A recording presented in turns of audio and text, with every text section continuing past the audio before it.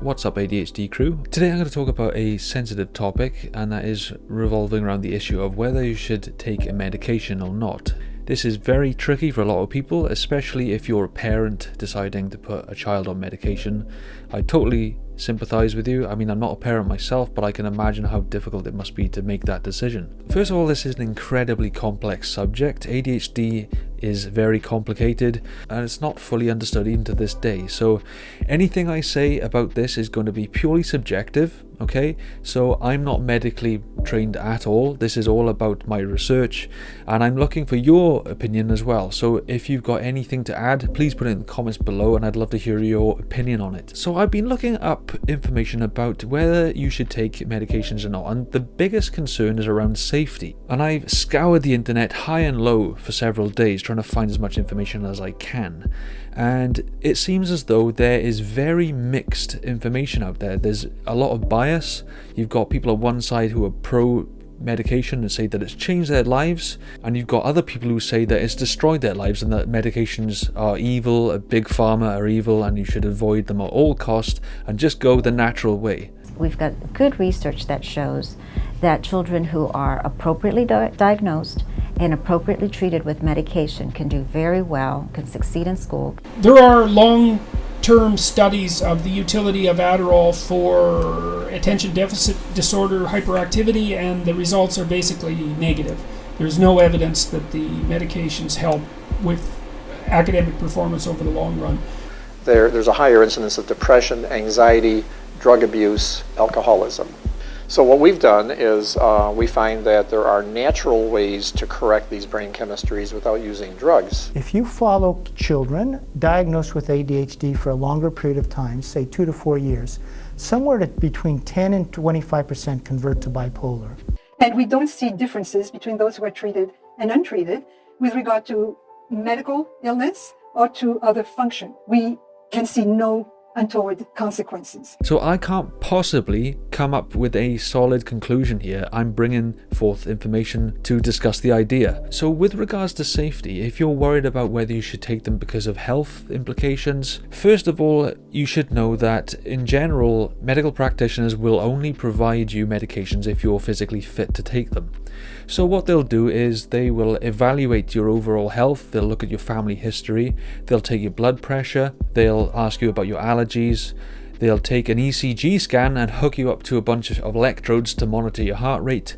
They'll do a full physical examination to make sure that you're a good candidate to take the drugs in the first place. So it's quite well known that you're not really at risk of any danger unless you have underlying health conditions such as a heart condition that runs in your family or high blood pressure and so on. But even if you do have heart conditions, it is possible for you to have a non-stimulant medication. But do you need medications? Absolutely not. You don't need to have them, but it's well known that they can have a massive benefit in your life. Now, the caveat of this is that it has to be appropriately dosed for that specific individual. There is no hard and fast rule. There's no universally ideal dosage or medication for anybody.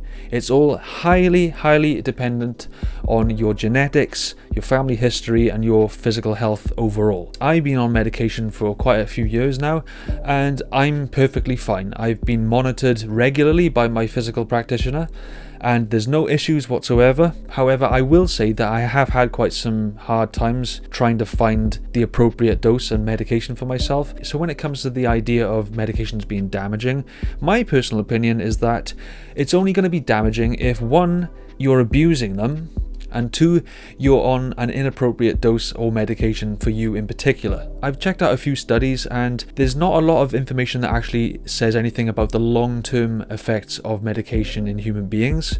I have, however, seen a few studies where animals were actually tested with the drugs, and it did show that there was some degree of neurotoxicity with very high levels of amphetamines, which is just not the case with normally prescribed dosages. There's also been studies as well that shows that children who are introduced to medications from a young age are not more likely to develop addiction problems. In fact, it seems like some of these studies are saying that when taken from a young age, it can help speed up the development of the already lagging development of the ADHD brain, which is quite fascinating. I wonder to myself what I would be like today had I had been on it as a child. But considering there's been some evidence of height growth reduction in children with ADHD medication, it does make you somewhat skeptical that it could lead to some damage. But from what I've read, it sounds like that this delay in physical growth is only temporary, and it's ceased once the child is taken off temporarily, perhaps over the summer holidays, and eventually they basically catch up. All this fear-mongering that you see in articles and some of these biased studies that say that amphetamines such as Adderall cause neurotoxicity, as far as I can tell, I can't find any information whatsoever that actually shows that therapeutic doses cause long-term harm. So there is actually a significant lack of studies that are following children from childhood to adulthood. But if you found some evidence, please feel free to drop it below in the comments and discuss your findings. So my personal philosophy is that when it comes to medication, I think that less really is more. I don't think that you have to be on a high dose, but that's just my personal opinion. I think that if you get everything else right, everything else in order, your sleep hygiene, your nutritional intake, your physical activity, if you combine that with a low level of medication, I think that's really going to do the job. But don't take my word for it. Let me know what works for you specifically. I'm not going to sit here and tell you that you can cure ADHD naturally, but you can absolutely reduce the symptoms if you get your lifestyle in check. There's plenty of articles online that you can find that backs up the claims that exercise and nutrition can aid in reducing the severity of ADHD symptoms. I can contest that I've got first-hand experience of witnessing the benefits of medication, but I have seen the ugly side of medication as well, which is why it's so important to make sure that you find the best dosage and the appropriate medication for you specifically. And it's your responsibility to find that and take the medication appropriately as you're instructed to. So really, it's all about your personal choice. It's about you doing your own research and you coming up with a decision whether you should do it or not.